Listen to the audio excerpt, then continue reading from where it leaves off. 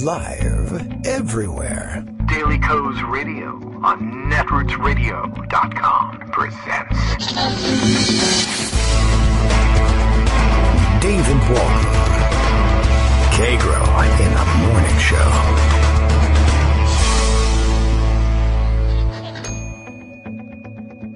Now, here's David Waldman. Hey, good morning, everybody. How you doing? It is Friday, August 24th, 2018, and time for another show. It's Friday, as we mentioned. Did I tell you it was Friday? It's like you could thank some sort of entity that it was Friday, if it mattered anymore. But, of course, YOLO, nothing matters. But it is Friday, entrance to the weekend. I don't know if Donald Trump is already on the golf course or not. It's getting a little chilly out there. He may need to start heading to Mar-a-Lago instead of the, where is it? Bedminster, New Jersey golf retreat at this point. But who knows what he's got on his plate for this weekend. Should be a wild one. Plenty to distract him from, let's say, the duties of the presidency. Not that he was interested in tending to any of those. He's up, he's anger tweeting, he's furious, he's cornered. It could be a real interesting weekend, and we'll just have to sit by and see whether he gets distracted by golf or whether he fury tweets over the weekend. And, well, let's try and spend as much of Friday's show as we can catching up on the various things that may break wide over the weekend or other things we might want to know before heading into his furious tweet storm. Oh, look at this. Here's an interesting thing. We can just pick this one straight up and put this over here in this deplorable basket full of stuff. Over there. There we go. Yeah, the basket of deplorables is back here. So we got to make mention of that. Anyway, it is time for our Friday program. Daily Co's Radio, I indicate by thus saying, is live now. Bill says the same thing. We're in agreement. So does the mighty OCD, who wants people to catch the show live. Will this be the day, though, Bill asks, that Kagro X reveals the damning contents of his secret wall safe? Dream on, people, and you better keep dreaming. Turns out that David Pecker of American Media Incorporated had I guess we'll call a woman-sized safe in his office where he kept all the secrets of Donald Trump's sexual peccadillos and who knows how many others. It's really interesting what's been developing about that over the last 24 hours. We found out yesterday, we speculated yesterday about whether or not he could find himself indicted, David Pecker, for his role in all of the nonsense we were discussing during yesterday's show with Armando. Armando tells me, though, via Twitter, and I don't know where I put the thing, but it's back there somewhere in my feed. He got wind over Twitter that Pecker has got a grant of immunity, I guess from this, I don't recall from the reading whether it was from Southern District of New York, their office, or the special counsel, Mueller, his office. I don't know where the grant has come from. I forget. We could probably pick up some news stories about that. But that explains a lot. And, of course, it would answer the question of whether or not he's going to find himself indicted. Seems they must think he has some interesting information for them. And I guess you could, I was going to say, it probably indicates one particular thing, but I guess I don't know for sure. We really have to dig this up. Maybe Armando has some information about it and can share with us, but I guess it's important to know when this immunity deal was announced and when it was negotiated. And that doesn't necessarily mean that those things are in close proximity. It could have been negotiated at some very much earlier point and only be announced at this point. But if it were a relatively recent development, post-Manafort plea deal, for instance, then I would say, okay, well, if there are basically how many players involved in buying the silence of, let's say, for instance, Karen McDougal? Is that the right name? Well, we could say her or Stormy Daniels. I guess they got the same deal, right? There's Michael Cohen. There's Donald Trump, who we called, what was his name? I can't even remember. David Digler. No, it wasn't Digler, I know, but his whatever name they chose for him, right? But Trump, Cohen, McDougal, Now, she originally had another lawyer, but she ended up firing that guy. But that was the guy who was in cahoots with Cohen to begin with. And then there's American media. So, what do we got here? So, we've got like 4 or 5 parties to this deal. And if they've got Cohen, and they've got his plea deal, and they've got McDougal because, they don't have her. They would have her cooperation, is what I'm saying. If they have Pecker's, or they have Cohen over a barrel, and they'll get his cooperation, I think. He may yet renege on this thing. And then they would have McDougal's cooperation because she's angry. The other parties to the deal, leaving out the other lawyer at this point, would be Donald Trump. And that's really kind of it. So Trump and his lawyer, Cohen, McDougal, and AMI are the ones that handled the money. And if they have now Cohen's cooperation via plea deal, McDougal's cooperation via being the victim here and wanting to, well, I don't know, is she a victim? I guess she's sort of a victim. She got victimized by her attorney, I can tell you that. Anyway, so she's the complainant, I guess, in terms of the I don't know what you would call it, the whole situation. She's got the dirt anyway on what she did with Trump and what the deal was to get her to be quiet.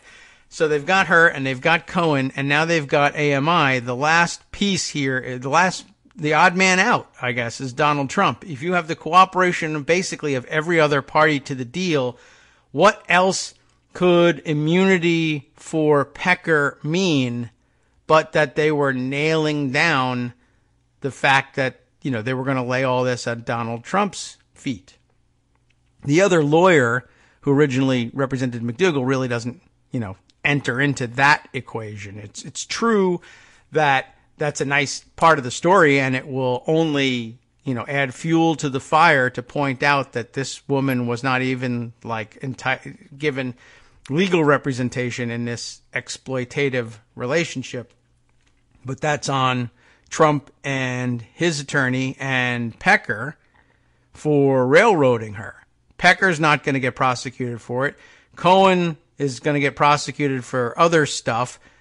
The only guy left in other words, there's no benefit to giving Pecker immunity unless it's to nail a party to the deal, and the only one left to nail is Donald Trump. So I'm sort of speculating that that's what it is. Now, it could be, I want to hold out the possibility, I don't know the timing of all of this. It could be that Pecker was interviewed a long time ago and granted immunity a long time ago. They just didn't announce anything. And the immunity was aimed at nailing Cohen with, perhaps the hope that it would one day implicate Trump as well. But it could also be the case that they were simply looking to nail Cohen with this particular play, and they granted Pecker immunity in order to get Cohen. Once they got Cohen, Cohen would cooperate and give them what they needed for Trump. That may yet fall apart, but it's just sort of, I guess there's 2 possibilities I can think of, and depending on the timing, it's one or the other. Anyway, so we have that to contemplate for the weekend. Another thing we can contemplate right now, anyway, I noticed Stephen Dennis tweeting that, in reaction to a CNN story. The CNN story is quite interesting. Its tweet reads, Russian trolls and Twitter bots amplified online debates about vaccines between 2014 and 2017. A new study suggests, and that's interesting all by itself, of course, goes to the theory that what Russia was actually most interested in was chaos and discord in the United States by any means possible. And Donald Trump would just be one more piece of the puzzle, one more log on the fire in terms of chaos and discord. It's, I guess, you could view that for Russia from their perspective as one, division, divisiveness chaos. And of course, I guess if you're Russia, doesn't hurt to also maybe sow epidemic disease in the United States either. So, I guess that's on their plate. And Stephen Dennis was pointing out, though, do you know who else tweeted about vaccines in 2014? Now, there were a lot of people that tweeted about vaccines in 2014, but one of them happens to be Donald Trump, and he links to, I guess, one of the examples of that. Here it is from March 28th, 2014. Healthy young child goes to doctor, gets pumped with massive shot of many vaccines, doesn't feel good, and changes. Now, all caps, autism. Many such cases. So it's classic, anti-vaxxer stuff. It's just interesting that Trump would have picked it up. It's explicable. I mean, we understand why why he would have done that. And the answer is, he watches the garbage machine all the time and gets crap information from lunatics and then squawks about it. I mean, basically, he's crazy grandpa shut up in the, well, I guess you're not really shut up in the living room or maybe in his den or the basement watching Fox News, garbage in, garbage out. I understand why that happens. It's just kind of fascinating that it did. Let's take a look at the CNN piece here because it's an interesting thought all by itself. I'm kind of curious about the article, so let's go and do it. There's probably some auto-playing video here. There it is. Kill that off pretty quickly. Jacqueline Howard for CNN. Why Russian trolls stoked U.S. vaccine debates. So I think we already answered that, but let's get it from the source, or the source that I got it from, and then we'll see which source they got it from. They're doing the same thing, by the way, that I'm doing over here. Every once in a while, I have to hold a confessional where I say, where'd you hear it first? Well, okay, you heard it here first on our show, but only because I read it from somebody else I heard it from first. But, of course, in many cases, they only just heard it from someone else too, but sometimes they go and dig that information up. Everyone loves the journalists. Anyway, Russia's meddling online went beyond the 2016 U.S. presidential election and into public health, amplifying online debate about vaccines, according to a new study.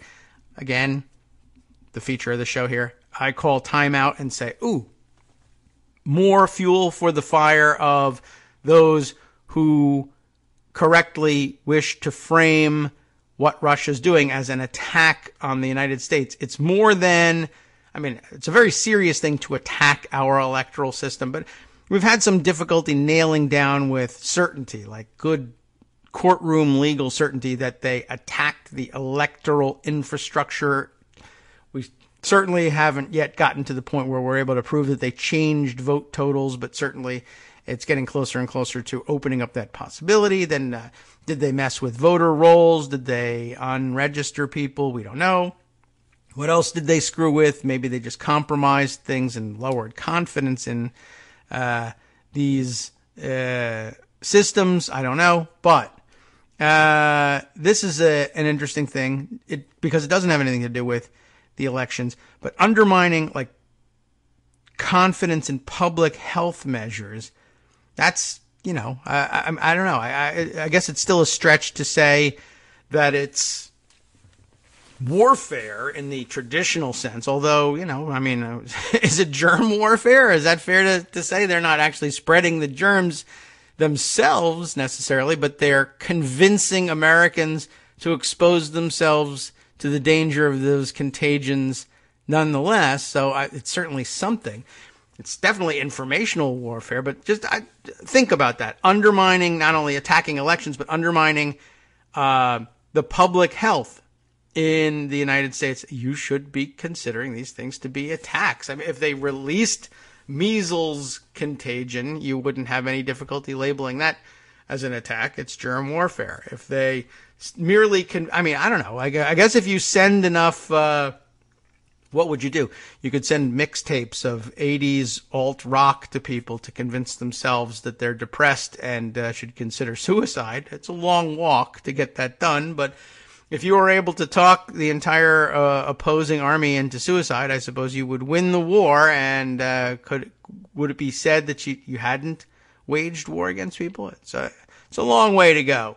Well, they'll all get childhood diseases like measles and mumps and either die or find themselves unfit to fight as adults. I mean, what can you do? But I guess if you only have a couple of bucks available to you, it's an interesting angle to pursue. But you should absolutely view the threat to the public health as a pretty serious thing. In aggregate, it's scary and dangerous. Continuing with the article, though. The recent research project was intended to study how social media and survey data can be used to better understand people's decision-making process around vaccines. It ended up unmasking some unexpected key players in the vaccination debate, Russian trolls. The study, published in the American Journal of Public Health on Thursday, suggests that what appeared to be Twitter accounts run by automated bots and Russian trolls masqueraded as legitimate users engaging in online vaccine debates. The bots and trolls disseminated both pro and anti-vaccine messages between 2014 and 2017. Now, that, of course, just increases the discord, or at least the appearance of discord, and invites others into the discord. More on that later. But I doubt they were actually giving thought to what we'll do is we'll do some pro-vaccine ones too, so that if we're ever called to account for this, we can plead in court that we were simply having both sides of the debate. You see, we weren't undermining the public health. We were just curious, or I don't know what they would. In other words, it wouldn't be a particularly believable thing to say it was a CYA move to debate both sides. If the goal is chaos and discord, they probably facilitate that best by making sure that the debate doesn't die down. You blow on the embers, if necessary, with pro-vaccine messages to rile the anti-vaccine troops, or create an excuse for re-upping the work of anti-vaccine bot troops. The researchers started examining Russian troll accounts as part of their study after NBC News published its database of more than 200,000 tweets tied to Russian-linked accounts this year. They noticed vaccine-related tweets among the Russian troll accounts, and some tweets even used the hashtag #VaccinateUS. How interesting. Well, it was in plain sight. These known Russian troll accounts were tied to the Internet Research Agency, a company backed by the Russian government that specializes in online influence operations. We started looking at those tweets, and immediately we were like, these are kind of weird, said David Broniatowski. Broniatowski is my best guess at the pronunciation there. He's an assistant professor in the School of Engineering and Applied Science at the George Washington University, who was the lead author of the study. One of the things about them that was weird was that they seemed to try to, relate vaccines to issues in American discourse, like racial disparities or class disparities that are not traditionally associated with vaccination, Broniatowski said. That, too, is very interesting. One of the things that I've found fascinating about the Russian bot stuff, we wondered a little bit earlier on in the year and even beyond, the big story was the question of, well, how did the Russians know how to target their material? And there's two, branches to that question. One is, how did they know precinct-wise, location-wise, geographically, how to target their messaging such that they would be able to have a maximum impact on the electoral college, for instance. And that seems like something they probably would need American help with. That's the prevailing theory. The other part of it is, how did they do their issue targeting? And I don't think you necessarily need to be American in order to help them direct that. You really only have to observe American politics, even from the outside, in order to get it. Plus, I think I wouldn't be surprised if a lot of the targeting knowledge in this case is holdover from the KGB days. That is, the communist Soviet days, when the communist ideology would have meshed well with the idea of sowing discord along racial or class lines, because they had, the communist intelligence agencies and policymakers had been, the whole ideology is based on, of course, class awareness. And though the Russians turned out to be, as a nation, not particularly, well, at least now anyway, certainly not particularly, let's say, tolerant of ethnic diversity. And they really never were. The Soviet Union was enormously diverse ethnically, and they had to deal with it administratively. And I'm sure at some level, the theoretical level, the practice of communism demanded race-blind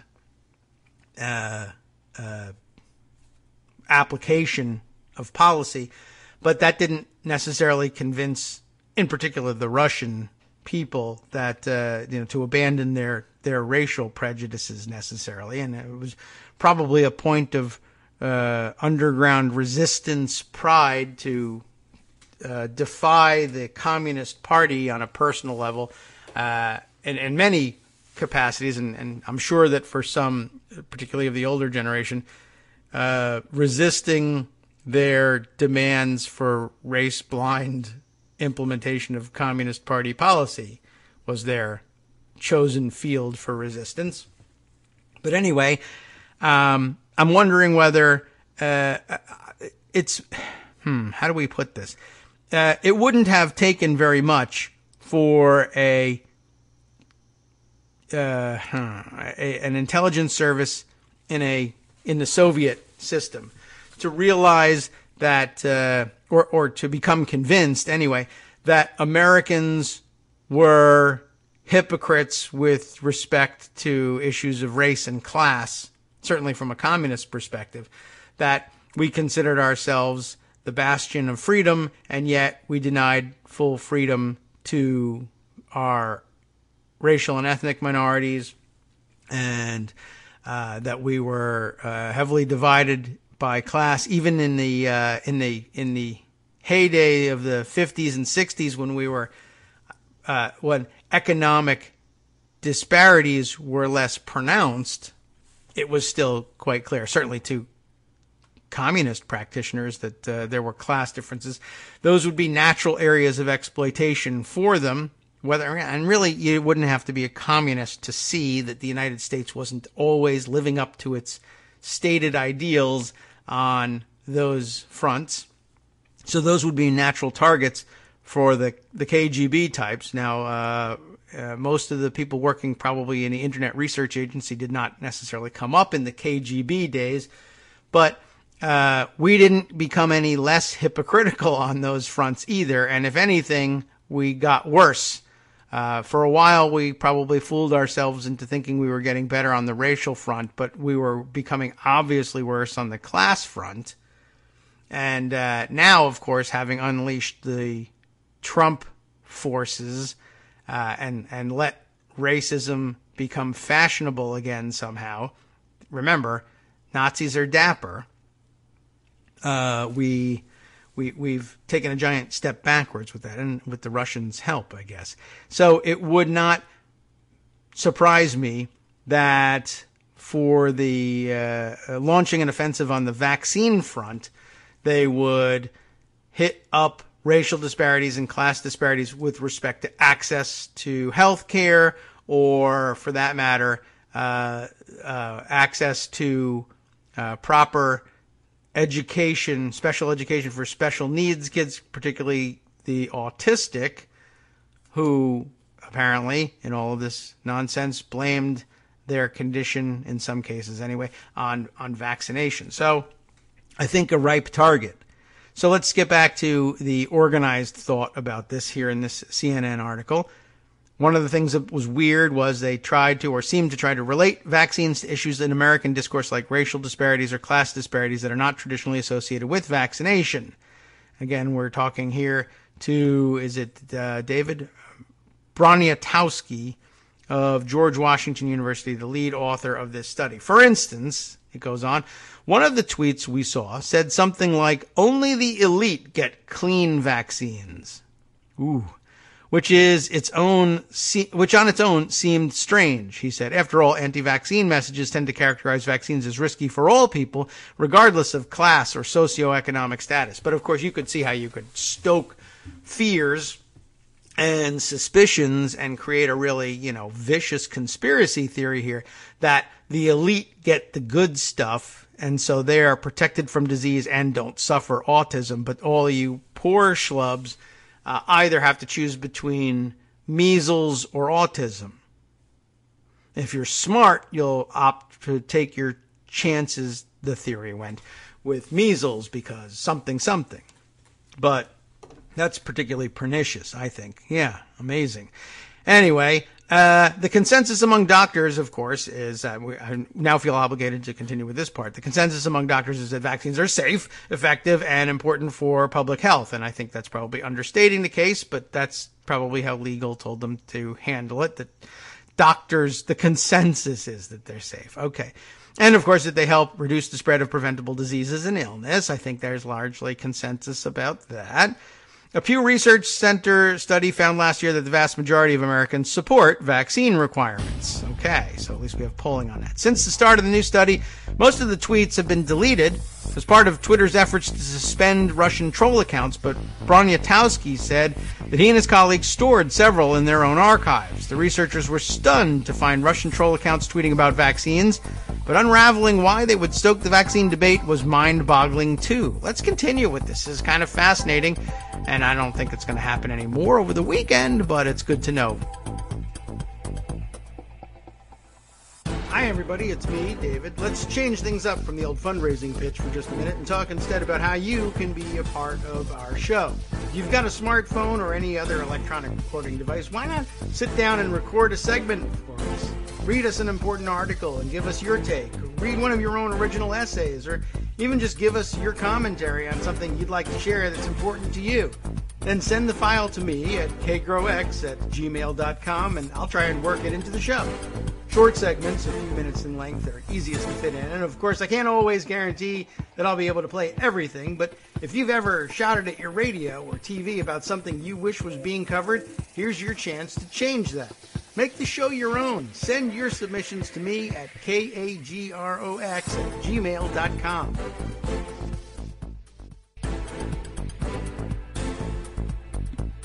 Welcome back now to the Kagro in the Morning Show here on Roots Radio. I don't know, we're disturbing the mighty OCD this morning. What's this? Not singing break music, not to cats, not. I don't know what's going on. Believe me, I have not idea what happens on your end of the live show. I've got no idea. It's all up to Justice, and I assume he's choosing fun and very often French things. And we get a lot of comments about what happens during the breaks. That's just, I don't know. I enjoy being surprised, finding out second and third hand what happened during the breaks. It makes the show interesting for me. Okay, let's see. Before we continue with this very fascinating article about anti-vaxxer chaos being possibly sowed by Russian bots, so much is also happening on the side here. I just wanted to pause here to grab a source or two on Pecker's immunity deal so we can check in on that one and see if we had the correct information on that, but got to keep the Twitter machine rolling. Let's see. Michael Musson had a couple of comments that I wanted to add to the discussion here. One, prosecutors may have targeted Pecker. Remember that other discussion we had earlier this morning? They may have targeted Pecker to get people unrelated to Trump because, of course, he reportedly kept a safe full of secrets, which is an interesting angle on the story. And I do want to discuss a little bit about that. He also, commenting on the vaccination story, makes me wonder about Russian bots getting involved in the gun debate and ties between Russia and the NRA, recently reported. Absolutely true, and I am sure that they entered into that debate as well. And, of course, that will come as no surprise or even less of a surprise now that we know about the Russian NRA ties, it would not surprise us to find out that Russian bots were engaging in and trying to fan the flames of any gun debate. But they didn't need to spend any time on that. We would really be doing that fighting all on our own. They could just let us do that. And their time was probably better spent on the vaccine issue. Let's see. And now he's tweeting to Twitter, I guess, to let them know about this. When you delete past tweets linked to Russian bots, are you saving the complete record and making it available to researchers trying to unravel what happened in the previous election? That is a good point and deserves a quick retweet. Let's send that one along. And let's see. Let's continue with the vaccine thing and try and get through that. Why trolls tweet about vaccines is the next section here. Let's find out. For the study, the researchers collected and analyzed nearly 1.8 million tweets from July 2014 through September 2017. July of 14, September of 17. When examining those vaccine-related tweets, the researchers discovered many bot accounts, including content polluters. That seems like a term we're going to want to put in the pocket for a while and be able to pull that one out from time to time. Content polluters. That's a great term. Which are accounts that disseminate malware or unsolicited commercial content. Oh, that's not even what I was thinking. I was thinking of them as really like as information polluters, coming into at least ostensibly honest debates between people who are ostensibly American citizens and sowing disinformation and discord just to keep the fight going. But content polluters, I guess, originally in their original context, disseminate malware or unsolicited commercial content. Interesting. The researchers also uncovered a wide range of hidden online agendas. When it came to the Russian troll accounts, the researchers found 253 tweets containing the Vaccinate US hashtag. There's an unintended consequence of hashtagging your garbage. Among their sample. Among those tweets with the hashtag, 43% were pro-vaccine, 38% were anti-vaccine, and the remaining 19% were neutral. I don't even know what neutral is supposed to mean there. Quite honestly, if you're neutral about vaccines, I would just add that to the anti-vaccine number, if you ask me. So I would put it at about 43% pro-vaccine and 57% anti-vaccine. But okay, by posting a variety of anti, pro, and neutral tweets and directly confronting vaccine skeptics, trolls and bots legitimize the vaccine debate, the researchers wrote in the study. This is consistent with a strategy of promoting discord across a range of controversial topics, a known tactic employed by Russian troll accounts. Such strategies may undermine the public health. Normalizing these debates may lead the public to question long-standing scientific consensus regarding vaccine efficacy, they wrote. Interesting. That's something else. We'll just pause for a second. How does pro-vaccine garbage content, well, it's not garbage content, I guess, right? That's one of the reasons, one of the things that makes it so pernicious, I guess. How would pro-vaccine content help sow discord and undermine the public health? It's an interesting question. It's clear with anti-vaccine stuff, or even really neutral. I'm neutral on vaccines. That too would sow discord and fan the flames of debate. But I guess I'm thinking of, for instance, every once in a while you run into whatever kind of controversial issue. And even if people guess or factually correctly identify participants in the debate, whatever it's about, as Russian bots and trolls, there's always somebody who says, well, ignore it and it'll go away, sort of thing.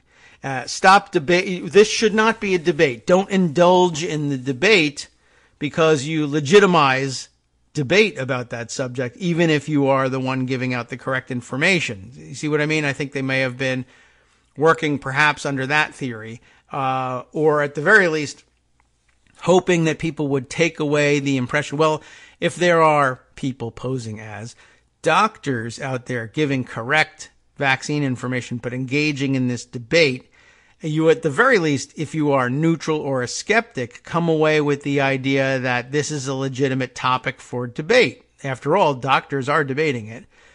fine line, though, between, the efficacy of ignoring it and it'll go away sort of thing and saying, no, we need to actually combat this disinformation that's out there. So an interesting psychological dynamic to this. Overall, the researchers found that Russian trolls, sophisticated bots, and content polluters tweeted about vaccination at significantly higher rates compared with average users. For average users, the debate is over. And I know what I think about vaccines. Even if they're anti-vaxxers, they probably know what they think about vaccines.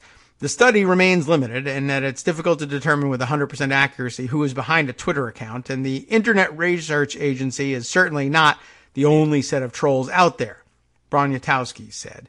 Additionally, it's even more difficult to determine an account's true intent. But the researchers and other experts have some ideas about why Russia might want to fuel America's vaccine debate. It may be strategy to promote political discord, Broniatowski said, adding, we cannot say that with 100% certainty because we're not inside their head. The Internet Research Agency has been known to engage in certain behaviors. There's the one everybody knows about, which is the election. They also tend to engage in other topics that promote discord in American society, Broniatowski said. So considering that the agency has engaged in hot-button debates online before to promote discord, the new study suggests that the intent could be the same when it comes to fueling vaccine debates. Historically, the Russian government has not responded to CNN requests for comment regarding accusations of using social media to influence public opinion in the United States. No surprise there. Between 2014 and 2017, the Internet Research Agency trolls were running many social media experiments to build division among Americans. Build division, hey? Said Patrick Warren, an associate professor of economics at Clemson University. Warren was not involved in the study, but has conducted extensive research on Russian trolls. The brief use of the #VaccinateUS hashtag among troll accounts could have been an experiment, he said. Apparently, they tried to get this hashtag going to get people to fight about vaccines, and it never got picked up, said Warren, who shares with his colleagues a database of more than 3 million tweets from Internet Research Agency linked social media accounts. I would call that an experiment they abandoned, he said of the hashtag. Warren added that he was not surprised to learn about Russian trolls posting vaccine-related tweets. I don't know if it would seem strange once you understand their goal, which is basically to divide both sides against the middle. They're going to grab onto all of those social issues. For example, Black Lives Matter. All lives matter. Immigrants are destroying America. Immigrants are great for America, Warren said.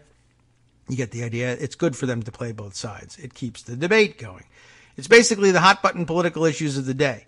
They're happy to grab onto whatever is salient, he said. I think that they want us focused on our own problems so that we don't focus on them. I think that could very well be the case. And chaos is a great way to do that. And arguing both sides of the debate is a great way to, A, keep the debate going, and B, make it look like Americans are divided. Even if it doesn't interest you to engage in the vaccine debate or the political debate or any of the debates that they were riling up, if your impression was that Americans were bitterly divided about almost everything, that too would undermine your confidence in everything and affect the way you approach life in general. I mean, it might just result in you leaving Twitter and then suddenly feeling so much better about yourself that it's like people who discover they're gluten intolerant and suddenly claim to feel better when they, and they're probably right in most cases, eliminate the gluten from their lives and say, well, I changed my diet and I feel better, and that's what really matters to me. What if you changed your information diet and felt a lot better? I'm saying we should all abandon social media, is what I'm saying here. But then how would I get my terrible information? This is a very interesting point, though. Even if they never really resolved any of the issues in whatever might be their, according to whatever might be their preference. Like, you don't have to, for instance, have the goal of talking all Americans or even a significant portion of Americans out of getting their vaccines so that they fall ill. All you really need to do is make it look to Americans of any sort that a significant portion or maybe even half of America has totally lost it and is crazy. So that any public policy, any election result, any polling that appeared in the news to indicate that something dumb that you disagreed with was happening. If all Americans, particularly if the thinking Americans who try their best to digest a real news diet keep coming away each day saying, oh, it's just unbelievable how stupid so many people in America are, that's detrimental to everything. Well, how do we get anything done? How do we endorse public policy or public decision making or elections and election results in any way when we come out saying, we could elect any moron of any kind at any time? I can't believe it. If we can elect Donald Trump, there's something seriously wrong with our system. That's a bad thing for people to walk around with in their heads, even if it's true. Even worse if it's not, and we got fooled into thinking it by a couple hundred trolls making it look like millions of Americans thought this. This is very interesting and very dangerous. I'm glad we're spending the time on this. Who would have thought? I don't know. All right. If most of our energies are focused internally with divisions inside of the United States or divisions between the United States and, say, Europe, that leaves a window open for Russia to expand its sphere of influence. So it seems such an effort to spread divisive misinformation, including in the form of public health messaging, is nothing new. In the 1980s, there was a Soviet campaign, to spread false news about the AIDS epidemic in the U.S.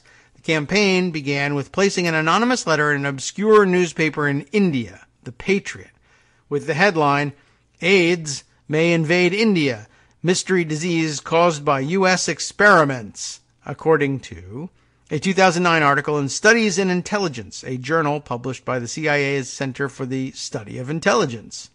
That makes sense.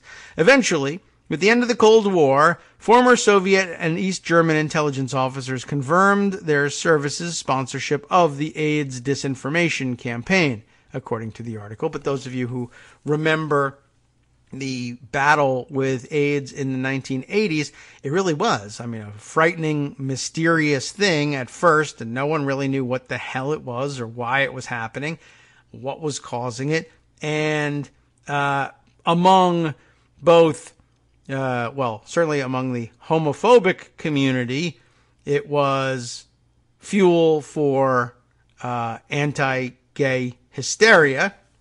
And homophobia, basically. I've already used the word, and that encompasses all of that.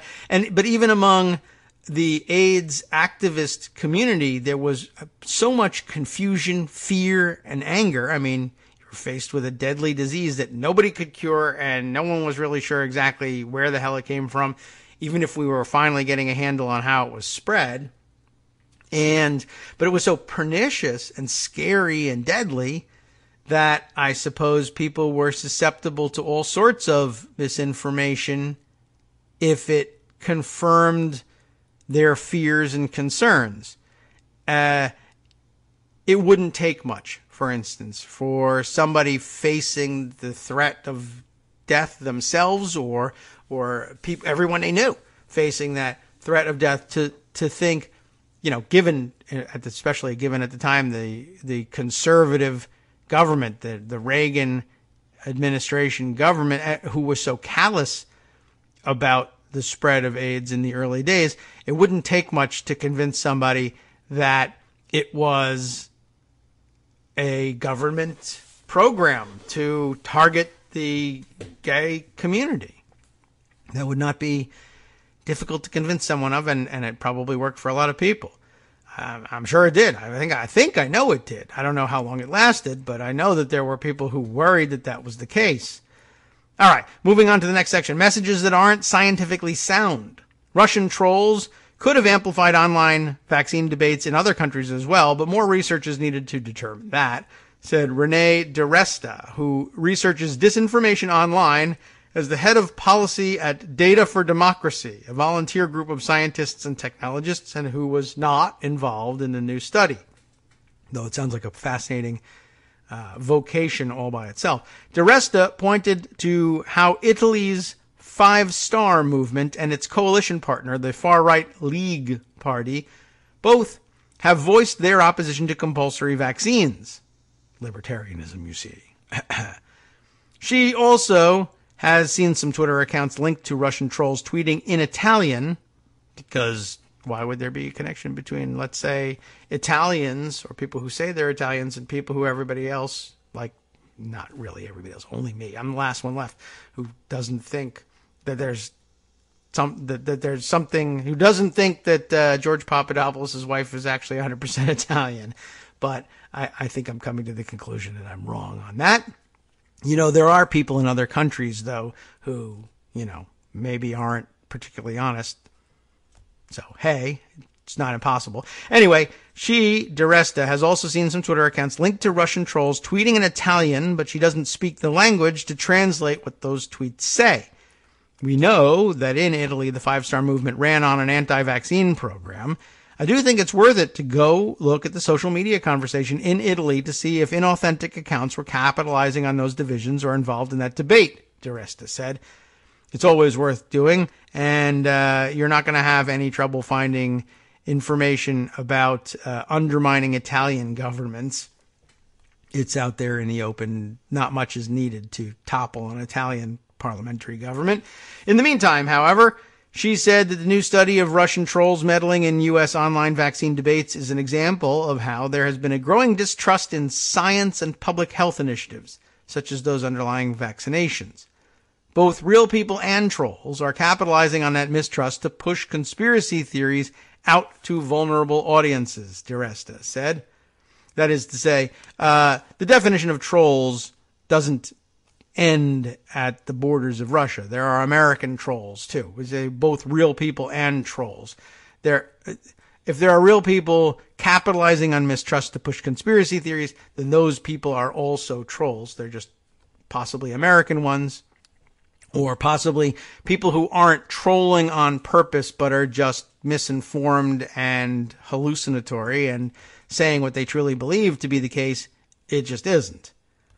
Anyway, this isn't just happening on Twitter. This is happening on Facebook, and this is happening on YouTube, where searching for vaccine information on social media returns a majority of anti-vaccine propaganda, she said. The social platforms have a responsibility to start investigating how this content is spreading and for the impact these narratives are having on targeted audiences. Anti-vaccine sentiment has taken root in some European countries. Cases of measles have reached a record high in Europe this year, with more cases recorded in the first 6 months of 2018 than in any other 12-month period this decade, the World Health Organization reported this week, and that's just 6 months. In general, it remains unclear what influence online vaccine debates have on such sentiment, if at all. More research is needed to determine how these actions by Twitter bots and trolls might impact public health, said John Patrick Allam, a research scientist at the University of Southern California's Keck School of Medicine, who was not involved in the study but has conducted separate research on social bots and trends. There are messages being put out there that aren't scientifically sound, Allam said. This has the potential to drown out scientifically sound messages from healthcare providers and from the public health community in general on the best way to make a health-related decision, he said. When people are looking at these messages, does it matter to them? Does it lead to an attitude change? Subsequently, and ultimately, does it lead to a behavior change? Does a person who sees a thread on Twitter discussing the pros and cons about vaccination, does that cause hesitancy for a parent deciding to get their child vaccinated? These are the next sets of questions that will need to be answered. That is the end of the article, and I am glad we spent some time on that one. That was surprisingly fascinating to me, and I hope just as fascinating to you. Not, all current events, but and not necessarily something that's going to explode over the weekend either, but I think we're going to need to know this. All right, let's see. Where are we? Let's see. Mighty OCD, I guess, commenting on Mrs. Papadopoulos. She's about as Italian as Memphis barbecue, you think? Look at that. This has sparked a lot of comment here. So Matthew Rigdon has a couple here. The reason scientists are walking away from these debates, he puts in scare quotes, anti-vax, evolution, etc., is that the other side is wrong. A debate inherently implies that the other side could be right depending on where the evidence falls. Yes, I think we're in agreement with that. And it's why I think a lot of people ignore the debate. And it's got merit, the idea of ignoring debate. Don't drive, just for yourself, self-care. You can't drive yourself crazy trying to put out every fire on the internet. And so if you do that, then it makes sense for the Russians or whoever's doing the trolling to add that side back in there so that people think that there is a legitimate debate going on out here. All right, let's see. Lots of other things to catch up on. Oh, man, that's like 50 things I want to talk about here, as always. But let's see. I'll open some of them up and see if we can get back to them. Now, Matthew continues here. People are ignorant about science. Scientists don't debate gravity. They don't debate general relativity. They use an entirely different mechanism, but lay people think it's, quote, like debate. It's not. Interesting. Good point. When Russian bots pose as real scientists and engage in scare quotes, real scientists, and engage in debate with anti-vax bots, it just gives more credence to the anti-vax claims. Engagement is a form of legitimacy and it has nothing to do with science. All true. I think good observations.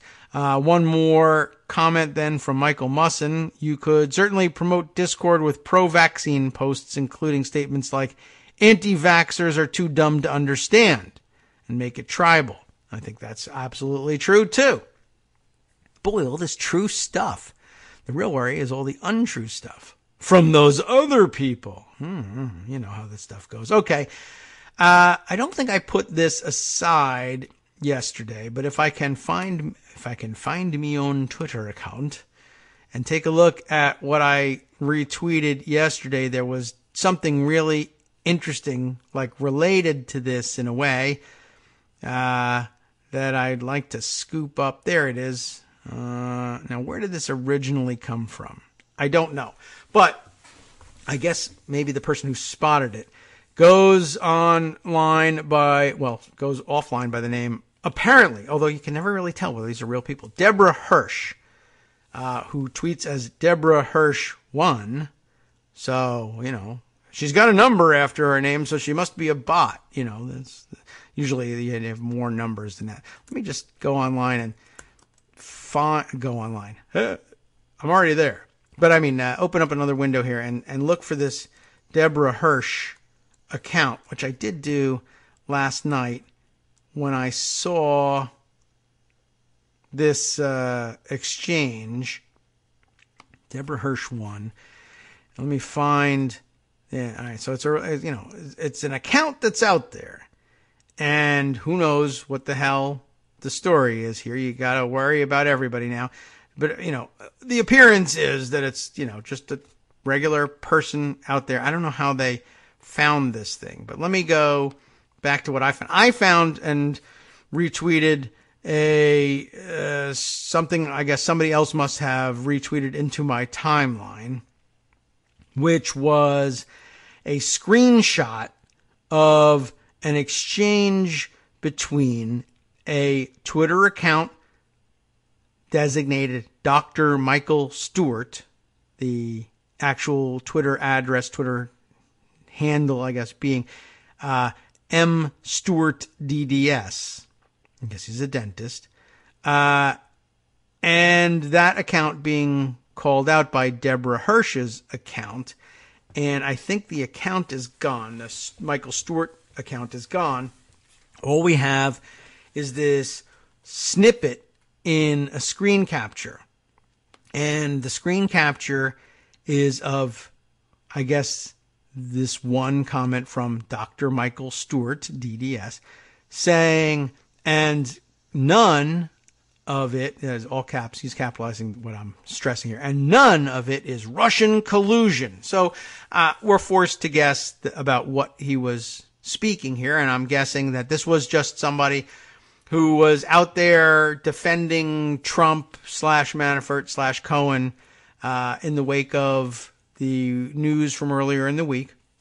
and saying none of this matters because the only thing that matters is proving Russian collusion. And even if you did prove Russian collusion, there's nothing wrong with Russian collusion, et cetera, et cetera. But this is what the talking point of the day back on Tuesday and Wednesday to sow doubt about any guilt on the part of Donald Trump, et cetera. Out there saying none of this stuff matters.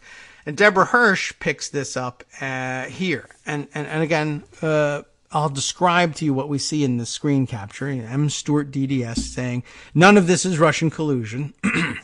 He garners 41 replies to this tweet, 6 retweets for the tweet, and 336 likes for this tweet saying there's no Russian collusion, et cetera, witch hunt, rigged, whatever, typical MAGA stuff.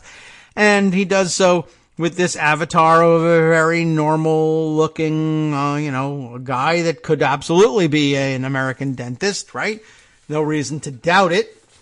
But Deborah Hirsch notices this and then replies to both Dr. Stewart and someone with whom he's having the conversation, Spry Ute, and says, Dr. Stewart, you've been dead for 3 years. What does that mean exactly? Well, what she noticed was that photo, and this is really a great way of doing things like this. If you have this kind of time on your hands, I salute you, and this is the way you should be using it. But I don't know whether she did a photo search or a reverse photo search, what do we call it here, of the picture that this person was using for their avatar. There's really nothing suspicious about the picture, but as it turns out, it is the photo used to announce the death, the obituary, announcing the death in the Dallas Morning News in 2015 of Dr. Michael Stewart. I mean, they stole the name, they stole the picture, and then they just pretended they were a pro-Trump person.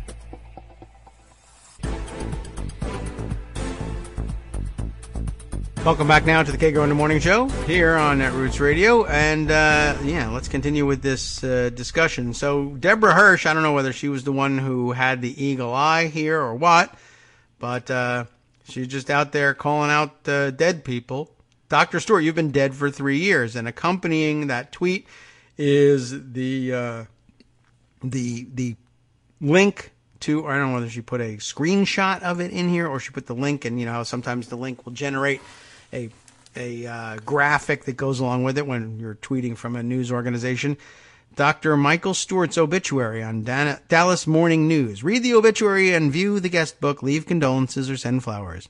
And then begins with the obituary. Stewart, Dr. Michael went home to meet his Lord and Savior Wednesday, February 18th, 2015 in Dallas, Texas. And it continues from there. I don't know if you actually need to know the information surrounding the death of Dr. Michael Stewart, but the point here is Dr. Michael Stewart would be somebody whose identity you probably ordinarily ought to be able to expect to get away with stealing on Twitter and not have anybody, and there's no reason to bet on Deborah Hirsch in particular, finding you. But, a call out. And apparently the account persisted for some time. I don't know whether the bot just didn't want to give up. The bot operator didn't want to give up on a good bot, or just wanted to see if he could power through it. But eventually it was reported to Twitter. And Twitter, of course, took some time hemming and hawing. Gee whiz, I don't know. Maybe it's a legitimate account that was hacked by somebody else.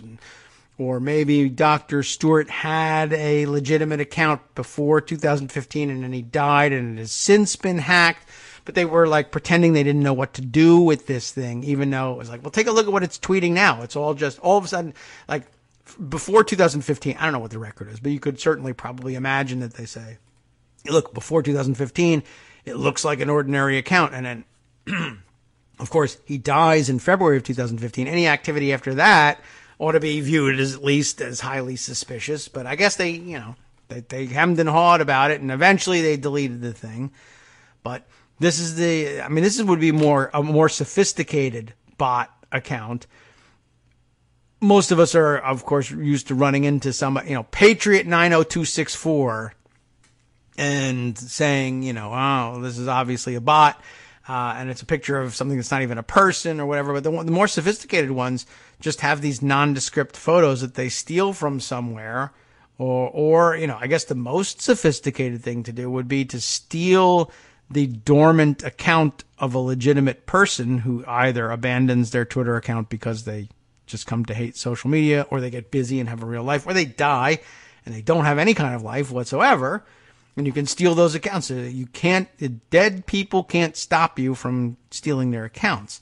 And, social media has never really had any procedures in place. I guess they finally developed some at some point where members of the family can call in or contact the platform and tell them that the person's dead. I don't know his password, but can you help us deactivate the thing? And you probably got some kind of verification process to go through. But it's just like a fascinating thing in general that's even out there. All right, let's see. Move this one aside here. And, that's not going to help anything. All right, well, what have I done here? Dang it. Did I open a new window? Yeah, all right. Well, we'll put this down here and get that out of the way and continue on with, whatever the hell else we have for the show here today. Man, there's, like I said, a lot of directions to go to. Things I saw fly by and opened up along the way. Let's see. This is a good reminder. Media Matters tweeting about this one and has an accompanying piece. Oh, and it's going to have some video embedded in it. New CNN pro-Trump contributor confirms he is contractually forbidden from criticizing Trump because he signed an NDA. And this is now that the contents of the NDA, well, first of all, having found out that they may have screwed up their NDAs and they're not enforceable, is interesting. They were never probably really enforceable, even if they had been written properly. But then we found out that they screwed up the drafting of them on top of all this. But they're now realizing how many people had to sign them.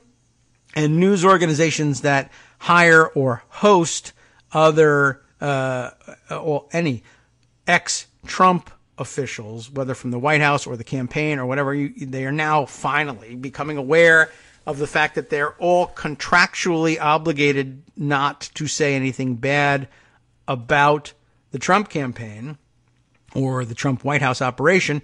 And it makes you wonder, what would be the news value of hosting somebody who is like legally, contractually obligated to avoid telling you anything that might be true but disparaging, viewed as disparaging about Trump or the campaign or the White House as viewed by Trump or the campaign or the White House?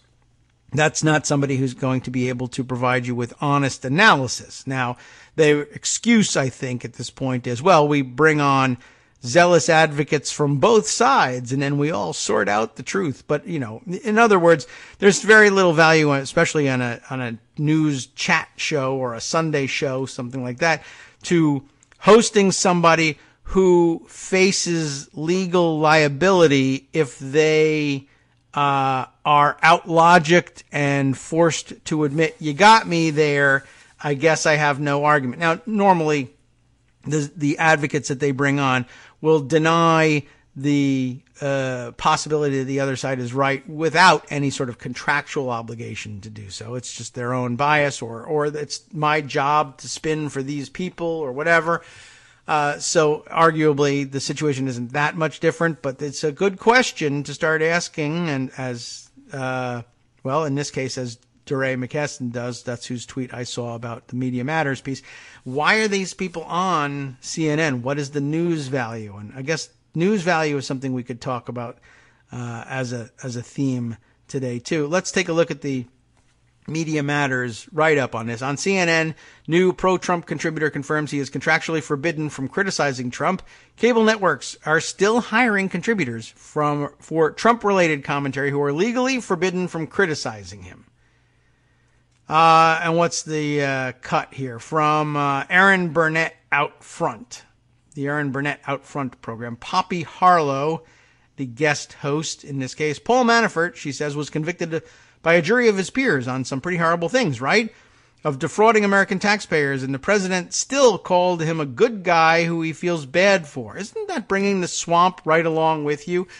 The answer is yes, it is, and we can cut away from the show at this point. But instead, we go to Rob Astorino, a now CNN contributor, who says, well, I think he meant there, and maybe I'll do a Trump translation. He worked with him, he helped him, and so he thinks he's a good guy. He should have said, comma, who did a bad thing, and you can't excuse what he did. Harlow says, okay, I just need to know that you work on the Trump 2020 Advisory Committee, and therefore you have signed an NDA that includes a non-disparagement clause. And Astorino begins to answer, which, and Harlow stops. I mean, so you can't really tell me then you don't really believe the president's own words. He's a good guy about Paul Manafort. Are you talking about Paul Manafort? Astorino asks. Yeah. No, I've known people. Have you ever met somebody that you knew well or knew or worked with? That's funny. You knew well. Wait a minute. I didn't know him well. I can't say that. I don't want to say I know Paul well. I got to distance myself. So, have you ever met somebody that you knew well or knew or worked with? And Harlow interrupts him. That became a convicted felon? No, I would not be so quick to reach that conclusion. You never know. But anyway, Astorino says, well, who did something? Who did something wrong? Yeah, who did something wrong? Harlow. That became a convicted felon? No. Nor would I say after the fact that they defrauded the American people, they're a good person. Astorino says, they could be a good person who did a bad thing.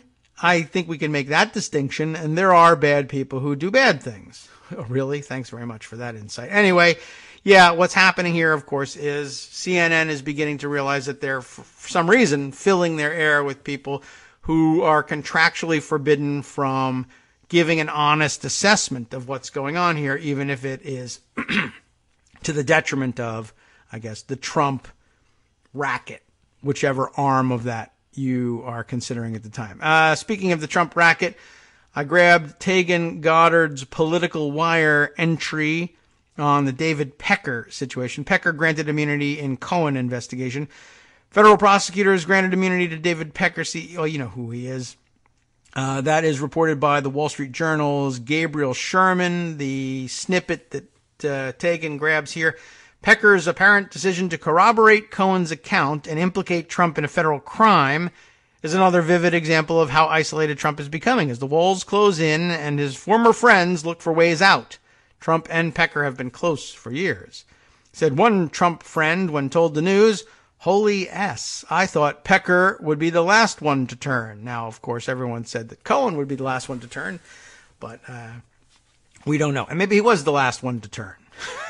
So it's the last one we need to turn. Anyway, let's see if we can get that Wall Street Journal article and actually read it, or whether we'll be prevented from looking all the way through it. It is David Pecker, CEO of National Enquirer publisher, granted immunity in Michael Cohen case. Publishing executive met with prosecutors to describe involvement in Trump, in hush money deals to women ahead of 2016 election. Nicole Hong and Lucas Alpert have produced the story. And yes, I'm going to be prevented from reading the entirety of it, but we'll give you the lead paragraph. And it's important. It will lead us into the rest of the discussion, I think. Something else we wanted to talk about. David Pecker, chief executive of the company that publishes National Enquirer, was granted immunity by federal prosecutors for providing information about Michael Cohen and President Trump in a criminal investigation into hush money payments for two women, and I'm sure there's more, got to get into that safe, during the 2016 presidential campaign, according to people familiar with the matter. Where it trails off here is in exchange for immunity, Mr. Pecker, the CEO of American Media Incorporated and a longtime friend of Mr. Trump, has met with prosecutors and shared details about payments Mr. Cohen arranged. You get the idea. And this obviously relevant. One of the things that we learned yesterday, and let me see if I can pull up my old tweets post-show yesterday about it. But there was this brief interlude after learning that this arrangement had been made and that they were finding out that the government was, one way of viewing this thing is that the government was then leaning on a newspaper publisher to wring information out of them that could be used to press a case, and that this was possibly going to be viewed as a serious First Amendment issue. And I am not certain where the tweeter was coming from here. It's Stephen Perlberg, whose tweet I saw, media and politics reporter for BuzzFeed News. And I don't know whether he was saying, I'll do this, or let's see who's going to be the first to do this and I'll agree with that person, or let's see who will be the first to do this and I will disagree with this person and feel that they misapprehend the subject. I can't tell. I didn't follow up and check it out. But his tweet is, what free press advocate is going to write the take that the media should be deeply worried that a news outlet is and was perhaps pressured to cooperate with the feds? And he is referring here, or including BuzzFeed's own article here, and their headline being, David Pecker was granted immunity. Prosecutors say he knows about 3 key moments in Trump's campaign. But the tweet part of it, the headline ends there and says, prosecutors say the National Enquirer's owner has information that one or more members of the Trump campaign were part of the scheme to buy the silence of, I guess we'll have to go over here and check this out, silence of women alleging affairs with Trump. Oh, it's Chris Geidner's reporting in BuzzFeed. And I guess Chris here is just covering the hard news aspect of Pecker's immunity grant, and I would like to know more about that, and Geidner is a great person to read on that. Curious, though, whether Perlberg is being genuine here. Does he believe that the media should be deeply worried that a news outlet was perhaps pressured to cooperate with the feds? Or does he say, I'm waiting for somebody to say that so that I can say, no, this isn't a real news outlet? Because that was certainly my feeling. I mean, what got uncovered here is the fact that the Enquirer not only moved money around, but I essentially took payoffs that in exchange for campaign cash getting put in the pocket of the National Enquirer and its parent company, its CEO, whatever, they skewed the news. I mean, look, nobody really thought the National Enquirer was a serious media outlet or a serious news source. And that's probably the big reaction to what Perlberg had to say, which is, they're not a news outlet. And they're not. But that, brings up a couple of other issues here. What they did is so unlike what a protected news organization ought to be doing. I mean, they don't serve the kind of role that we protect the press for. So I don't know if they're entitled to the same protections at all, really. I mean, what they're doing, of course, here is, and there's some question about the provenance of this story here too. They either, and this was the first version of this story, the Karen McDougal story, for instance, that I heard was that Trump worried that McDougal would talk. And so he went to Pecker, who had this entity, the National Enquirer, at his disposal, and said, I need you to run one of those capture and kill operations. I want you to go buy the exclusive rights to McDougal's story and then spike the story. Just don't print it. And, that's one of the things that they do. And it's almost unassailable, right? In the legal sense. They traffic in that kind of gossip. That's their stock in trade. They go and buy the exclusive rights to the story, and you can't tell without getting in their head, again, just like the trolls, is it their intent that they just really are never going to publish the story? I think that's probably really the intent. But you can't tell. the difference outwardly without some additional evidence, whether it's emails or comments or whatever that the people make. Outwardly, you can't absolutely, with 100% certainty, establish that they never had any intent of publishing the article, versus we paid for exclusive rights to the story, we got her story, and you could even say, because we're such serious journalists, we tried to corroborate it with other independent sources. Finding that we were unable to do that, we simply opted, we made the business decision rule coming into play here, the business decision as a business here, we decided bad for us to go ahead, too much liability involved in going ahead with publishing the story. We'd rather lose the $150, $130, $180, whatever the number was, $1,000 that we paid to McDougal and just eat it, than open ourselves up to millions of dollars in potential damages if sued for libel by Donald Trump. And, if we assessed our chances of losing that suit or even winning that suit, but having it cost us too much money to defend it, all we did here was say, let's take the losses of $180,000 and leave it at that, versus incurring the possibility of $1 million, $2 million, $10 million, who knows what he's going to sue us for, dollars in libel liabilities. So you're stuck with that. So you're kind of forced to, you're forced off the case. Now, anyway, how do we put this? If it turns out that, it was really just their intention all along not to publish it, and it was really just a pure capture and kill operation. And I think the fact that it's got a name, although who knows who gave it the name, tends to argue that, they knew exactly what they're doing. It's something they've done before.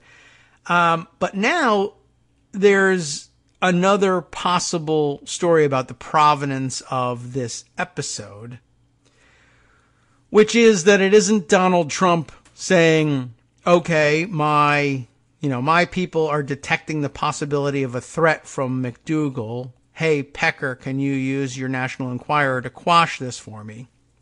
Instead, it may have been the case that the National Enquirer considers to be part of its business model. It certainly would surprise nobody, and it would be the National Enquirer operating exactly as you think the National Enquirer operates, for them to be saying, we are actually, although we deal in garbage, we are actually journalists. We're out there trying to dig up dirt all the time. It just, our readers are interested in celebrities, so we're looking for celebrity dirt because that's what they love. And we try and drum up these stories any way we can. And that part, as far as, we try to find these stories and then we try to, get them cleared through legal and print them, and people buy this garbage at the supermarket. That's how we make our money. Another sly way of looking at it is, well, we develop these stories, and there are two ways that we can make money on any such stories we dig up. One is to publish it and sell as many copies of this salacious news as we can. That's relatively profitable. Kind of works. On the other hand, you could also say, this story is of value to two sets of people. One is the broad and disparate set of people who buy the National Enquirer, readers. And the other is the other subject of this story, the other half of the Karen McDougal-Donald Trump coupling, Donald Trump, who would have an interest in this story perhaps not being printed. Now, Karen McDougal has an interest in seeing it printed. We paid her $180,000 to get the story. Now we can take that to Donald Trump and say, for $1 million, for $10 million, for whatever number of millions of dollars we think we can wring out of you, we will not print this story. So long as the number involved is greater than the $180,000 we had to pay in order to get the exclusive rights to the story or whatever, then we come out ahead. The question is, Do we come out further ahead if we publish the story and fan additional sales? Do I charge Donald Trump what I think the anticipated revenue from increased sales is going to be? Or do I just have a standard fee? Or do I not care at all about that because I'm actually doing this as a favor to my good friend Donald Trump? And if I also make some money along the way, fine. Or do we have the details right at all? I mean, it sounded originally like the idea was I'll ask Pecker to offer money, whatever it takes to buy the exclusive story from McDougal, and then whatever you pay, tell me and I'll pay you back, which is not a great way of making money because it comes out as a wash, unless, of course, you charge some kind of premium or get paid in some other way by Donald Trump. But it's unclear exactly, at this point, to me anyway, how this whole thing went down. And maybe some of this clears it up or maybe not. But we now have this other question of, does it make sense to think of the National Enquirer as a news organization, given that, one, it traffics in garbage, two, frequently gets sued for libel, though they do tend to win those suits, three, they have this unusual business model, I think, that sets them apart from most other quote-unquote news organizations, which we actually think of as news organizations. If you, I don't think this is the case. Could you go to the New York Times and say, I'll give you $1 million to not publish this story? And I think one of the things that differentiates the National Enquirer from most news outlets is a lot of news outlets just say, we don't pay people for their stories. But then a lot of places that do qualify sometimes do, I guess, pay people for appearances or whatever. I'm not really sure what the situation is with that. To be honest, I've not really dealt in that. But I get the sense that I've seen in many places news outlets saying, we don't pay sources for stories. That's just not something we do. That sets us apart from the tabloids. But, to worry about the Fourth Amendment implications of an operation that is really mostly about extorting money from people by digging up dirt about them and then saying, well, for X number of millions of dollars, we won't publish it. I'm not too worried about what happens to them under the Fourth Amendment, I guess. But maybe I should be, because at some point, you're going to find yourself close to the line and think differently, whether it's because the subject of the report is somebody you value and support, or because some information that gets developed is actually important in some other way. I don't know. But it seems to me that there's an important distinction to be made. The other thing I was thinking about with these news outlets was, I did comment, and I'll reiterate again, nobody is depending, I hope, nobody serious is depending on the National Enquirer for their real news, right? But, as I said yesterday, I can't help but think about, for instance, that time that the New York Times in 2004, December of 2004, agreed, because they were convinced on national security grounds / don't influence the election grounds, in 2004, December, not to report the George W. Bush administration's warrantless surveillance program that they had discovered and were ready to report, but the story would have broken, or I guess we learned about it in December of 2004, but they agreed not to publish it in advance of that, so that because it would have come out at the height of the election season, and reporting that the then sitting president had possibly violated the Constitution in wild fashion in order to conduct warrantless politically motivated domestic surveillance for political ends. And reporting that at the height of the election, that could have impacted the outcome of the election. Remember, there was like this sanctimoniousness almost to we didn't want to impact the election. Of course you want to impact the election. I mean, you don't want to outwardly be able to claim, we steered the election. But yeah, obviously newspapers want to have an impact on the election. But remember how high-minded that they made that sound. We don't want to influence the campaign or the election, so we're going to hold the story until afterwards, even if that means that you've basically influenced the outcome of the election by allowing a sitting president to get away with violations of the Constitution that voters might have wanted to know about.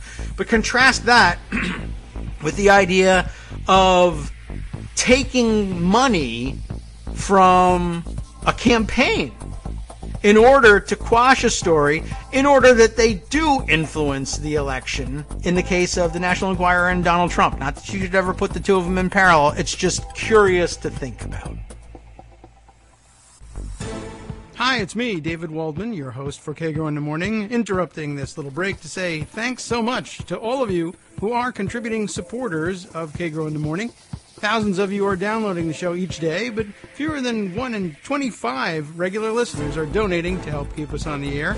For the money you'd spend on a single 3-minute iTunes song, we bring you 2 hours of great news and entertainment every day, 5 days a week.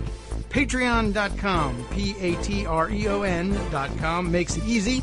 You can find us there by searching Kagro X or David Waldman or Kagro in the Morning or even Daily Coast Radio in their search box, and you'll be right where you need to be to make easy, recurring monthly contributions to support our show. Once again, thanks so much for your support.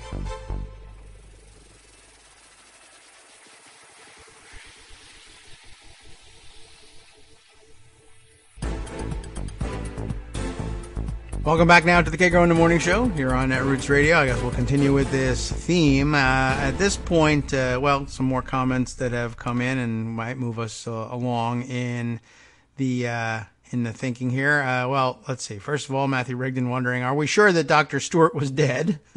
He may have been one of those rats that Trump hates, faked his own death, and has just been able to emerge from hiding.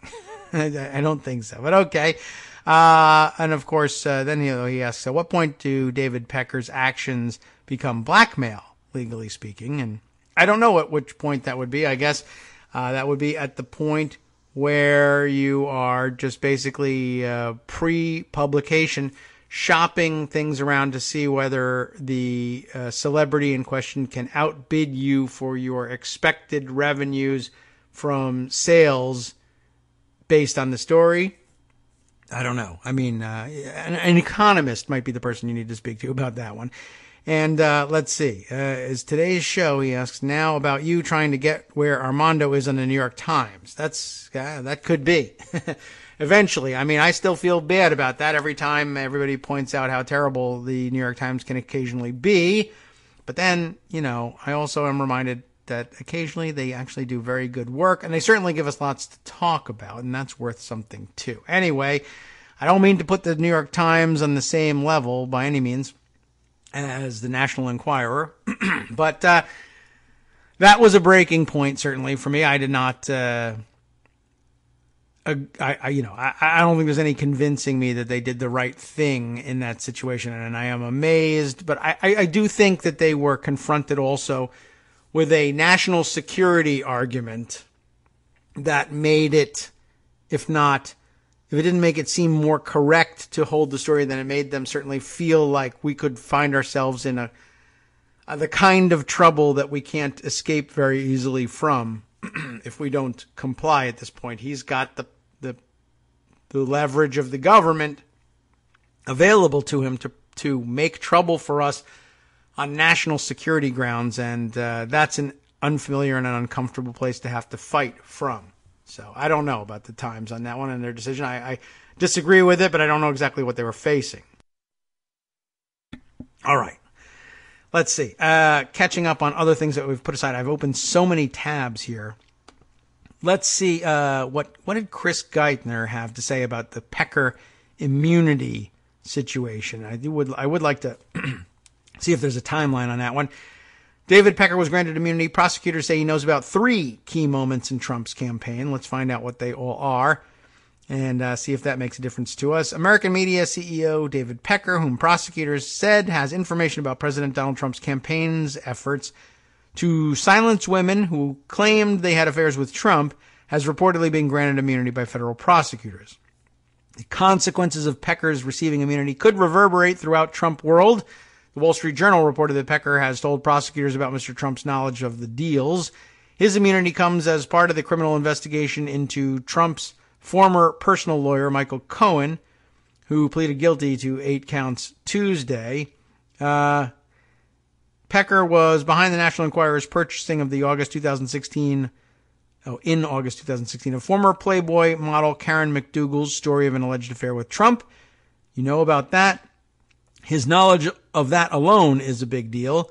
Here an excerpt from the court documents. On or about August 5th, 2016, Corporation One, not Individual One, but Corporation One, entered... I'm sorry, I'm distracted by, I'm reading from BuzzFeed News. And they don't do themselves, their hard news operation, any favors by having over in the gutter, appropriately enough, of the page under trending news, a picture of, Pete Davidson and Ariana Grande, who are dating apparently.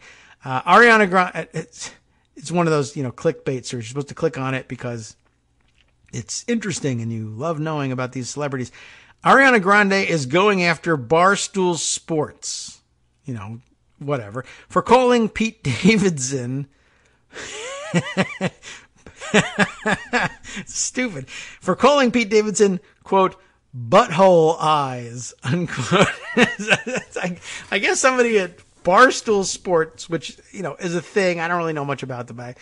It's like, whatever. I'm not saying, I'm above that. I don't happen to read that one. I know what sector they're coming from.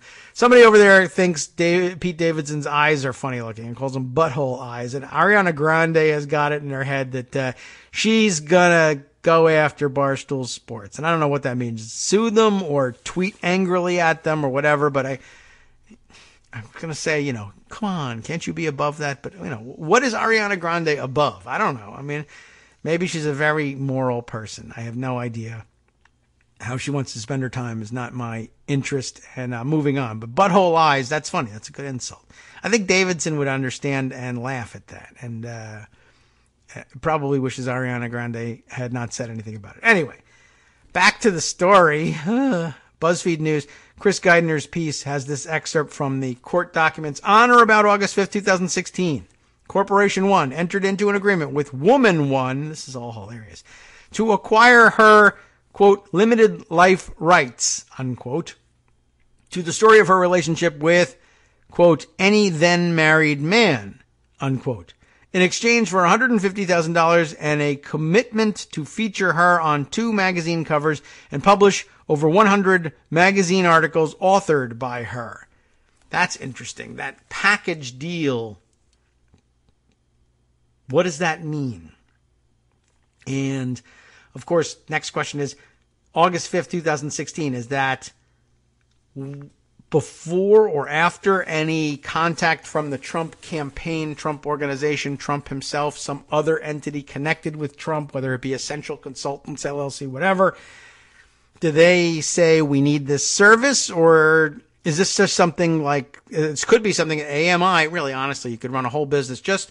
All you got to do is buy back issues of Playboy.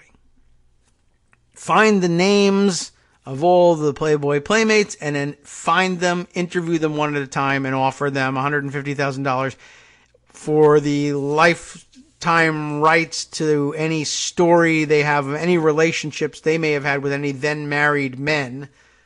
And if $150,000 isn't enough to coax it out of you, well, then we'll boost your career by putting you on 2 covers and feature 100 articles that you write, if you can write anything. I mean, and then you could resell those stories to the then married men, assuming that, well, in all likelihood, the affairs that Playboy models are having with then married men are overwhelmingly, I would guess, but maybe I'm wrong, self-selecting in terms of finding later on that those then married men are also wealthy men. I'm guessing that the percentage of then married men who conduct affairs with Playboy models, the percentage of those then married men who are poor is probably rather low. Now, I don't know what this says necessarily about Playboy models in particular. Maybe nothing. It's just that you might guess that people conducting affairs with married men have some other prevailing interest.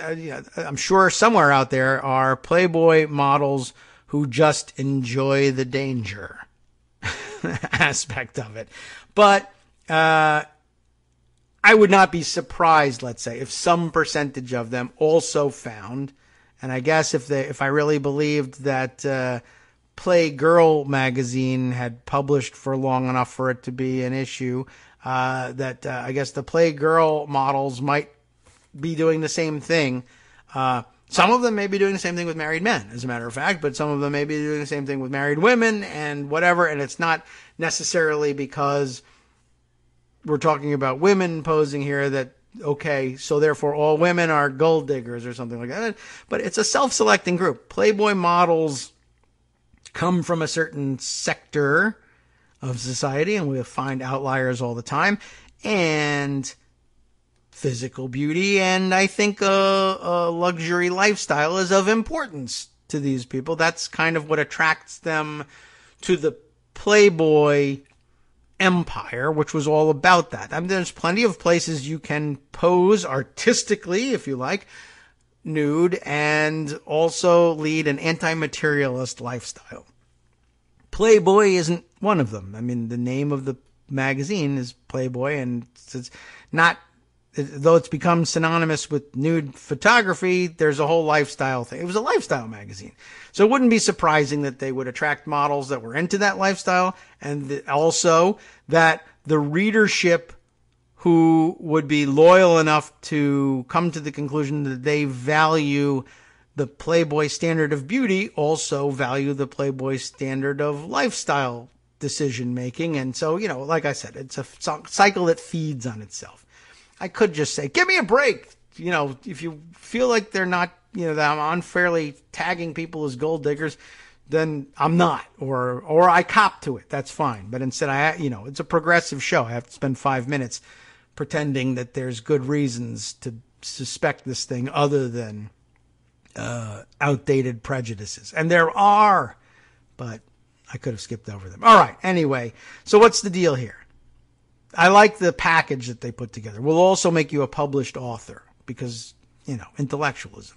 Despite the cover and article features to the agreement, its principal purpose, and this is highlighted by Chris here when he took this screen cap, its principal purpose, as understood by those involved, including Michael Cohen, the defendant, was to suppress Woman One's story so as to prevent it from influencing the election. There's the key part. But looking at this week's criminal charging document in Cohen's case shows that Pecker's cooperation is key in 2 additional lines of inquiry that directly implicate Trump's presidential campaign in the scheme to silence the women. Here, August 2015. Item number 27 here in the documents. We're going backwards. That one was number 30, paragraph 30. In or about August 2015, the chairman and chief executive of Corporation One, Chairman One, it's getting crazy, in coordination with Michael Cohen, the defendant, Michael Cohen One, and one or more members of the campaign, it doesn't say Michael Cohen One, in coordination with Michael Cohen and one or more members of the campaign, offered to help deal with negative stories about individual one's relationship with women by, among other things, assisting the campaign in identifying such stories as they could be purchased and their publication avoided. Chairman One, Pecker, agreed to keep Cohen apprised of any such negative stories. So now he's out there hunting for bimbo eruptions, as they said back in the days when this was about Bill Clinton and not Donald Trump. Pecker would be able to discuss his offer in August 2015 to help deal with negative stories about Trump's relationships with women by assisting the campaign in identifying such stories so that they could be purchased and their publication avoided. Prosecutors say the offer was made in coordination with Cohen, the immunity that is, and one or more members of the campaign. I'm sorry, I have that wrong. Prosecutors say the offer to capture and kill those stories was made in coordination with Cohen and one or more members of the campaign. This is key because it would show a long-standing plan since the opening months of the Trump campaign to use money and secrecy to silence women with an expectation that such stories were expected to surface during the campaign. Moving ahead, to October of 2016, paragraph 32 in the documents. Second, on or about October 8th, 2016, an agent for an adult film actress, Woman 2, informed Editor 1 that Woman 2 was willing to make public statements and confirm on the record her alleged past affair with Individual 1. Chairman 1 and Editor 1 then contacted Michael Cohen, the defendant, and put him in touch with Attorney 1, who was also representing Woman 2. This is nuts. Over the course of the next few days, Cohen negotiated a $130,000 agreement with Attorney 1 to himself purchase Woman 2's silence and received a signed confidential settlement agreement and a separate side letter agreement from Attorney 1. Pecker also would be able to discuss details about the payment to Stormy Daniels, is what that means. The same document shows that Pecker, along with top Enquirer editor Dylan Howard, that's Editor 1, told Cohen about Daniels' interest in telling her story and connected Cohen with her lawyer at the time. The document also said that he called Cohen through an encrypted telephone application. Interesting. When there was an issue with Cohen completing the hush money agreement with Daniels. Michael Cohen, it says here in the documents in paragraph 33, the defendant did not immediately execute the agreement, nor did he pay Woman 2. On the evening of October 25, 2016, no deal with Woman 2 was finalized. Attorney 1 told Editor 1 that Woman 2 was close to completing a deal with another outlet to make her story public. Oh my God, competition.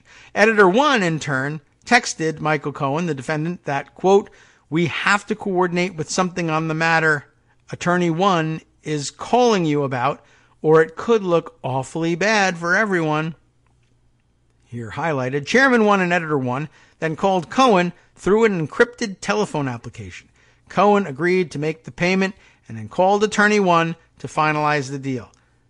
Chris picks it up here. According to the charge, the eventual payment made to Daniels was made in cooperation, consultation, and concert with, and at the request and suggestion of, one or more members of the campaign.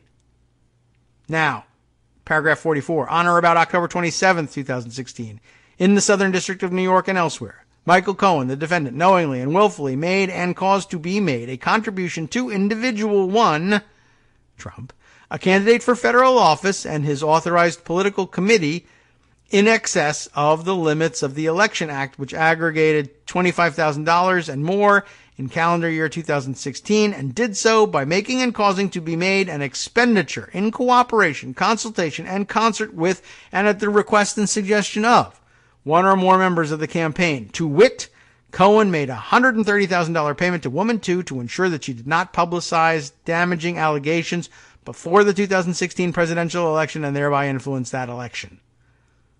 While the document does not specify that Pecker or Howard were aware of that specific part of Cohen's actions, they were, according to the charging document, repeatedly involved in talking to Cohen about the issue, making it likely that they would have information about Cohen's campaign, quote, consultation. So, all of that, what do we make of it? What does it change? Probably nothing. I think we all guessed at this, but now we have just a little bit more information about it. And I'm flipping around here to a couple other stories. What about that safe?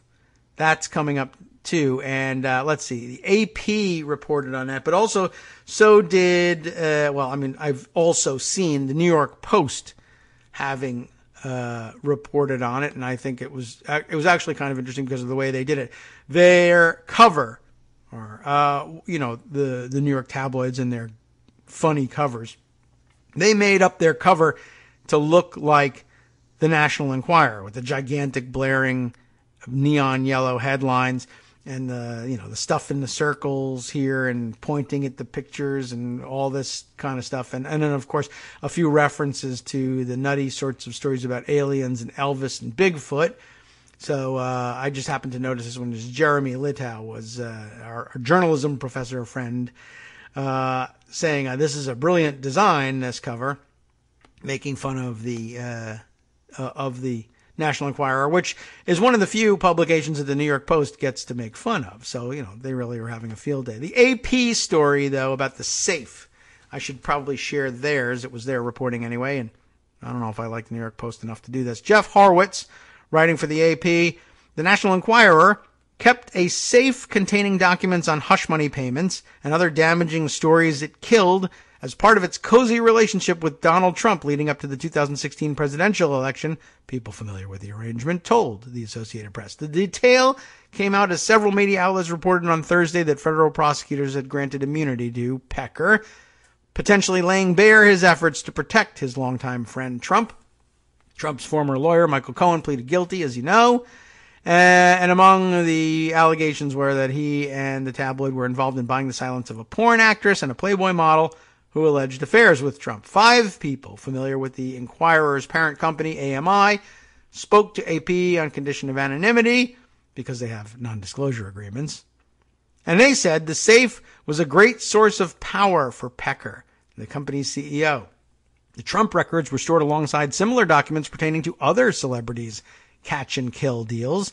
This is perhaps a major source of income for AMI, in which exclusive rights to people's stories were bought with no intention of publishing them to keep them out of the news, which means you're not a news organization, quite frankly.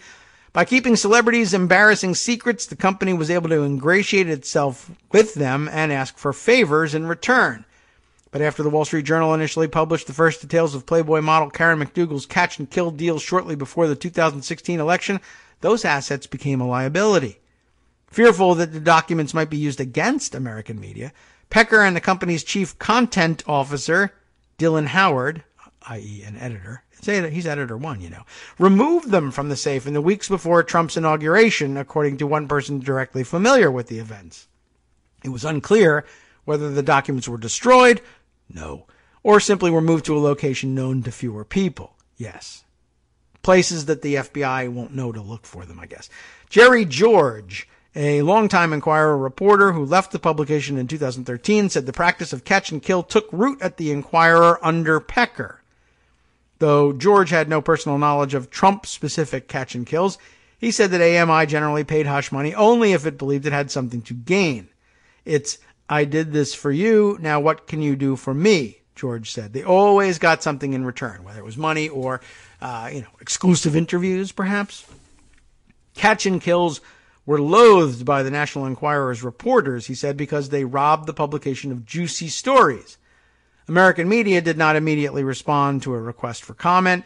Pecker's immunity deal was first reported Thursday by Vanity Fair and the Wall Street Journal. Citing anonymous sources, Vanity Fair reported that Howard was also granted immunity. That's editor 1. Court papers in the Cohen case say Pecker offered to help deal with negative stories about Trump's relationships with women by, among other things, assisting the campaign in identifying such stories so they could be purchased and their publication avoided. That's a very important phrase, I think. The Journal reported Pecker shared with prosecutors details about payments that Cohen says Trump directed in the weeks and months before the election to buy the silence of McDougal and another woman alleging an affair, Stormy Daniels. While Trump denies the affairs, remember that, he still denies them, his account of his knowledge of the payments has shifted. In April, Trump denied he knew anything about the Daniels payment. He told Fox News in an interview aired Thursday that he knew about payments later on. In July, Cohen released an audio tape in which he and Trump discussed plans to buy McDougal's story from the Enquirer. Such a purchase was necessary, they suggested, to prevent Trump from having to permanently rely on a tight relationship with the tabloid. You never know where that company, you never know where he's going to be, Cohen says.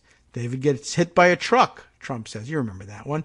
While Pecker is cooperating with federal prosecutors now, and I guess he's glad he bought those stories for that reason, AMI previously declined to participate in congressional inquiries because who knows what they have on. How are you in a position to decline to cooperate with congressional inquiries as the publisher of the National Enquirer? Well, what else is in your safe? Is the chairman in your safe?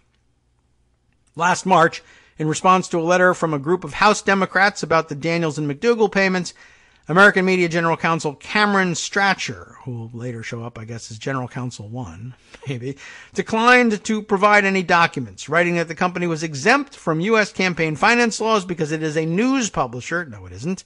The problem is that you don't publish news. And it was confident it had complied with all tax laws.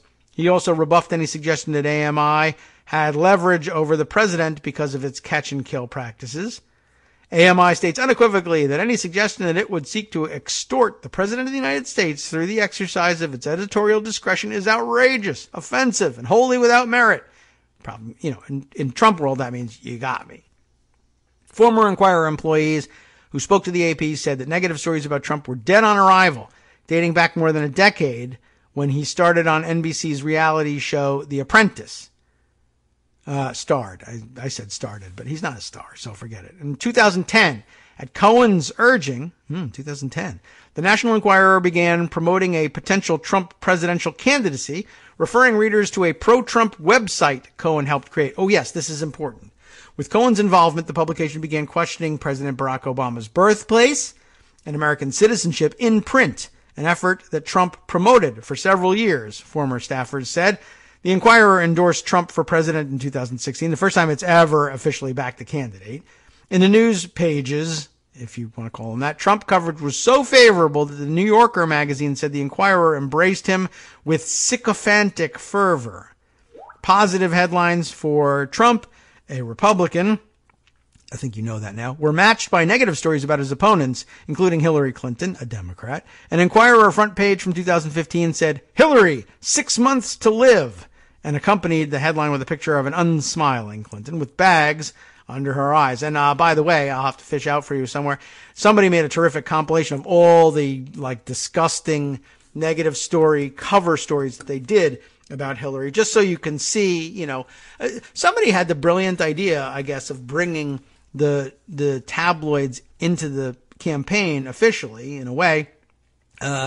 It's been dismissed by all previous campaigns because people who were running for president wanted to be taken seriously, and the National Enquirer isn't serious. But they did notice, I guess I would say, in parallel to Steve Bannon's thinking about we can somehow turn the gaming community political.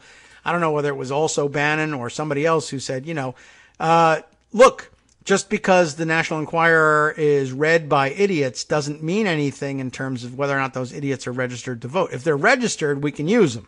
Who cares if they're idiots? And so this was really kind of a very interesting and brilliant evil genius play here. I thought was really kind of amazing. But I say that the website that Cohen started is important too. It is important. And Empty Wheel had an interesting report about this. I don't know if I'm going to have time to find it, much let alone read from it. But shouldtrumprun.com was something that Cohen started. I didn't know it was as early as 2010, but it was with an eye toward the 2012 campaign, originally the 2012 election originally. And apparently Cohen was in partnership with Roger Stone on this one. And it's important to know because, one, it brings Stone into things, but two, I'm not going to have time to get to this one, but let me see if I can find Marcy's article about that one. And apparently it's getting her in trouble too. And Roger Stone is threatening to sue her over this one. But this is another very important angle in the investigation. I guess just one more thing to pile on top for Michael Cohen, I guess. But another indication of the use and manipulation of the federal election and federal election campaign finance laws in this country. And I guess we can long story short it on this one this way. The Should Trump Run effort, of course, run out of the basement of the Trump organization in all likelihood, and with little or no attention paid to whether or not they were going to be in compliance with FEC rules. They didn't give a crap. They weren't really running that time. And of course, rules don't apply to us, et cetera, et cetera. So eventually there were complaints lodged against this Should Trump Run website. And I think largely because it was being run and paid for because they're either idiots or never think they're going to be prosecuted or both. They were just paying for it right out of the Trump organization, which is, as we've mentioned a number of times here with Armando and others, it's illegal. You can't do it. So complaints were lodged. He never ran in 2012. Nothing had to come of it. But who was at the FEC at the time, who made it his business to quash all inquiries into this by paralyzing the FEC so that they would be constantly split 3-3 or 4-4, depending on how many members they had? The answer is Don McGahn, now White House counsel. His previous job was quashing federal inquiries into illegal campaign activities by Donald Trump and the Donald Trump Organization and Michael Cohen and Roger Stone and everybody else, and he's been amply rewarded for it, but now they know that and they have him on the hook, and maybe that is why he too is cooperating, and that could explode over the weekend. Other things that could explode over the weekend that I didn't get to will, of course, be taken up by Justice on his program, the West Coast Cookbook and Speakeasy, coming up next right here on Netroots Radio. This time I am prepared with a long list of all the stories he's going to be covered, but I run out of time for it. Daily Kos Radio on netrootsradio.com. You have been listening to the Kagro in the Morning Show with David Waldman. All right, look, here's the top stories that he's got for you. Randolph County, Georgia, fired the consultant who pushed the plan to close 7 of 9 polling places in a heavily minority district. And Paul Manafort tried to get the U.S. military kicked out of Central Asia in order to help Russia. Remember that war on terrorism? Yeah, that thing sucked anyway. Bye.